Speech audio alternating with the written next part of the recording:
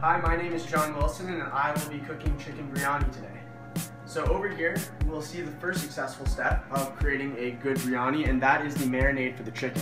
In this marinade, I have put some ground ginger, some cloves of garlic, green chilies, cardamom powder, cumin powder, coriander powder, green chilies as whole, salt, cinnamon, some bay leaves, which are not in the original recipe, but I find add a nice taste to the dish, and turmeric. Over here we have the chicken, which will be fried with the marinade, along with the yogurt, which is right here, in the pan with the onions.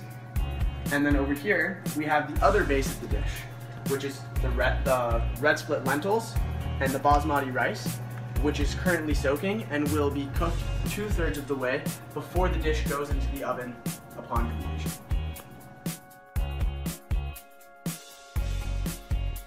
So now that we've fried the onions, we have now put the chicken in the fry pan, and we are going to add the pre-made marinade of all the different spices right onto the chicken. And the chicken will absorb these flavors with the yogurt, which I'll add next, and it will be very aromatic and flavorful and savory, which is what the Mughals were going for when they invented this dish. So let's get the yogurt.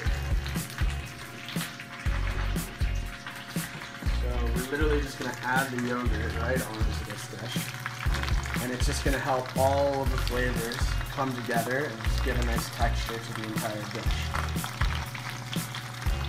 So now we're going to cook it until it's pretty fried, and we're going to cook the rice and the split lentils right alongside it, and then in the next video I will show you how you combine it to create a proper chicken biryani.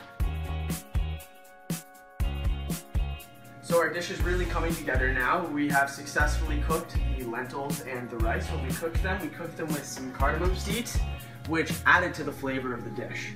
So the next big thing that we've done is we have successfully fried the chicken with the onions as well as the marinade. You see some bay leaves, some mint leaves, some green chilies in there. That's all giving it some unique spice, but you also have ginger and cinnamon, which give it a sweet, savory flavor. And then finally, the last layer of the dish that we'll incorporate is the potatoes. I haven't talked about them yet because I was boiling them in the previous video. So now that they're fried, they're going to be put in the casserole. So to cook this dish, you put the chicken on the bottom, then you put the potatoes, then you put the lentils, then you put the rice. And that order will ensure that the dish is cooked properly and through.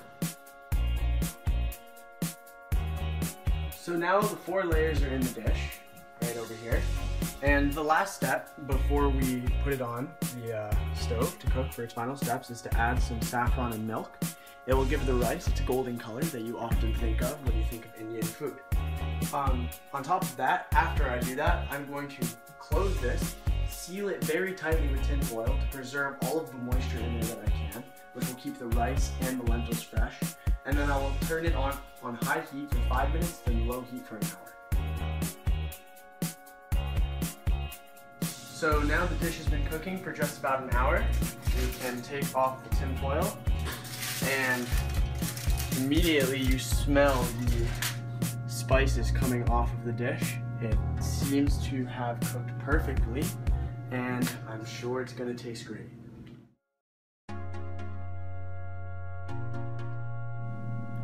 So now that the biryani is done, it's time to eat it. But before I do that, I'd like to say a couple things about the dish.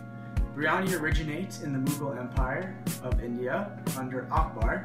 It's a combination of the Persian pulao as well as traditional Indian spices and rice-based dishes.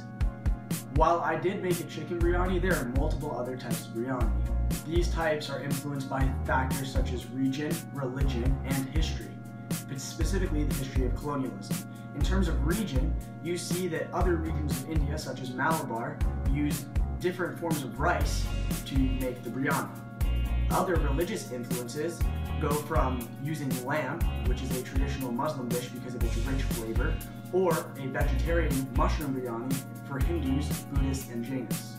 On top of that, you see biryani emigrating to places like South Africa. What this indicates is that there's a history of colonialism present. Biryani, because of the colonial ties between Great Britain, India, and South Africa, traveled places.